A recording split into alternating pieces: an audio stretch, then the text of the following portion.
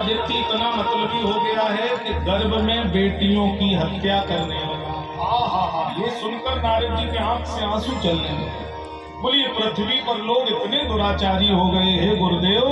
जिस बेटी को हम नवरात्रि में शक्ति मान करके पूजते हैं, जल पिलाते हैं, चरण छूते हैं, वही बेटी गर्भ में है और माता पिता को पता लग जाए तो डॉक्टर को 50,000 की रिश्वत देते हैं कि गिरा दो भैया इसको, हटा दो। जीवित बेटी की गर्दन पर छुरी चलवा देते हैं। इससे घोर नरक, इससे घोर अपराध नारद जी बोले मैंने कभी नहीं देखा। ब्रह्म हत्या सबसे बड़ा अपराध है, लेकिन ब्रह्म हत्या का दुगना पाप लगता है किसे? यत पापम ब्रह्म हत्याया दुर्गणम गर्भपातने। जिसने गर्भ में बेटी मारी है, जिस मातारी पिता ने गर्भ में बेटी गिराई है, उसको दुगना ब्रह्म हत्या का पाप मिला है।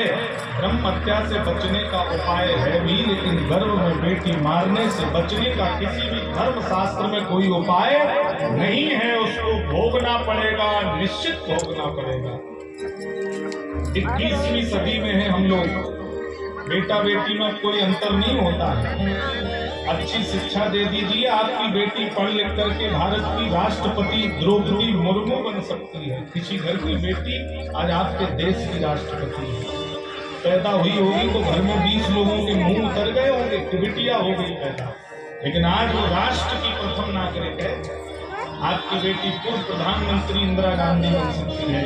आपकी बेटी वित्त मंत्री निर्मला सीतारमण बन सकती है। आज बेटियां रेलवे में, डॉक्टरी में, सेना में, हर विभाग में भागीदारी करा रही है।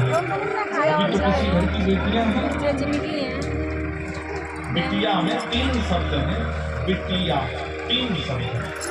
बिटिया के 3 रूप हैं। बिटिया की 3 अवस्था है। बिटिया 3 कुलों को तारती है। बिटिया 3 घरों से जुड़ी है।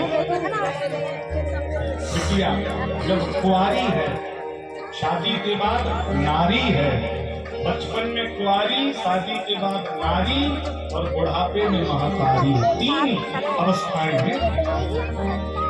कुंवारी है तो लोग कहते बेटियां बहुत देखी, पर बोले मेरे नगर में उनकी बेटी जैसी बेटी है ही नहीं। इतनी संस्कारी, इतनी गुणवान।